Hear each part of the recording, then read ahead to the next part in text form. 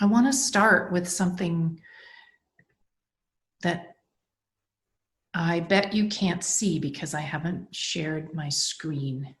Now, I hope I'm sharing a picture, a Chinese artist about 1000 AD. Its title is Travelers Among Mountains and Streams. And you can see a cliff, some vegetation, the sky. I'm going to zoom in and you'll start to be able to see some detail in the trees on the mountain. And you can see the water. And I'll move down. And eventually you can see here in the lower right-hand corner, that's an oxen train. Here's the picture. Travelers among mountains and streams. This is kind of the opposite of a selfie.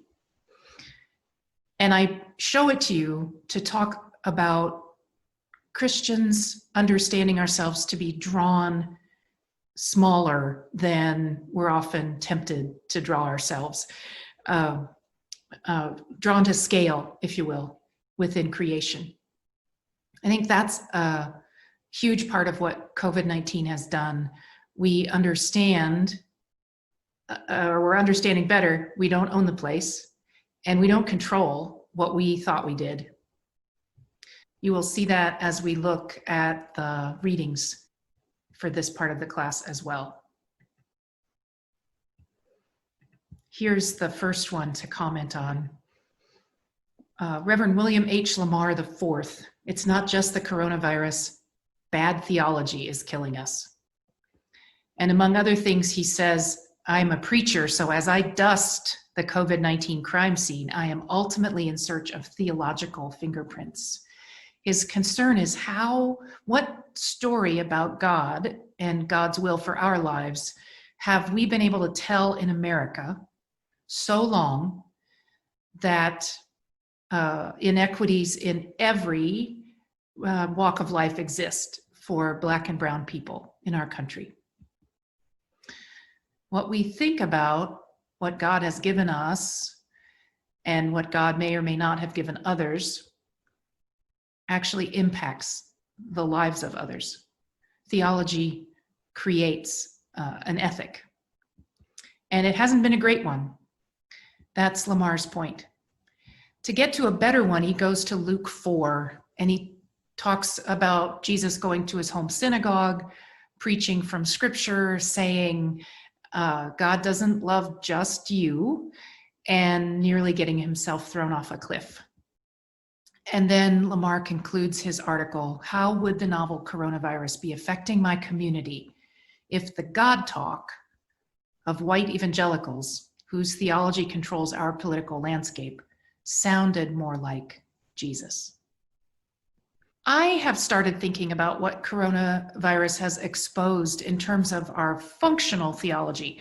No matter what we say, what do we actually what do our lives reveal about what we believe about God?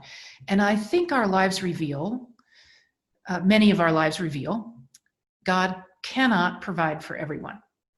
So in addition to kind of imagining ourselves more at the center of things than those people and oxen were in the picture we began this video with, in addition to being pretty centered in the universe, we also think there's not enough. The creator, all well and good, yeah, like that story. Provision, providence, love and care for all creatures, yeah, great story, there's not enough. And so our society reflects that with not enough resources for equity in education and healthcare and infrastructure. And our ethics reflects it as well. Because there's not enough, we are okay with some people getting less. And COVID-19 has exposed this. You may have thought, you may have said or heard, well, those people in nursing homes, like how long did they have anyway? So old people, poor people, people who live far from us. I remember when I thought Washington State was a really long way away, and that's where the coronavirus was. Or people who are Black or brown. We are okay with some people getting less. And being Christian and sleeping at night. We can hold all that together. And COVID has shown us that that's actually what we're doing.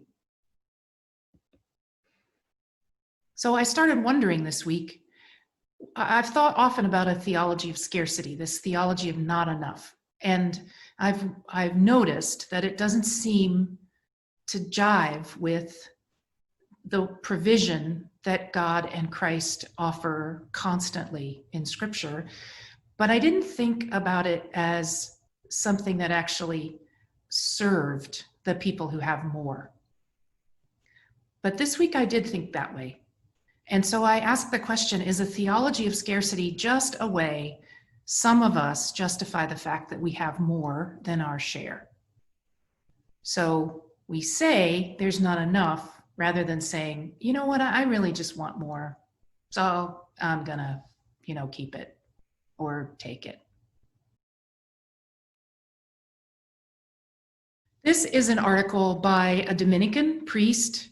The pieces of it that interest me for this mini lecture are at the end when Father White offers some reflection on, so what are Christians for? What are Christians to do, to be in the world during this time? And he speaks about the hope that is at the center of the Christian story in this quote. And then he has three things he calls Christians to. The second one is a kind of thoughtfulness, considering what it is that the pandemic has taken away from us and whether many of those things were necessary.